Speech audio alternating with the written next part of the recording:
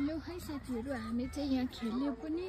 खाजा पनि खायो अब चाहिँ घर गएको एक्सक्युज मी रात परिसक्यो अहिले फेरि सानो जाडो हुँदैन गएको है हामी चाहिँ घर अबी मम्मी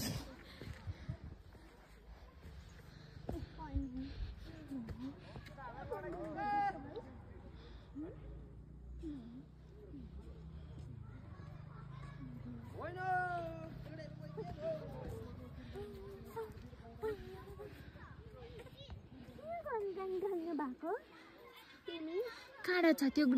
चला गोठ छ गोठ छ त्यो हातमा किन बोकिस् फाला त्यो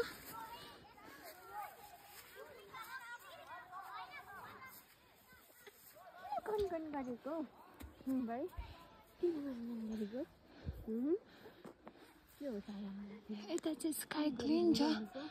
यता चाहिँ यस्तो भइरहेको छ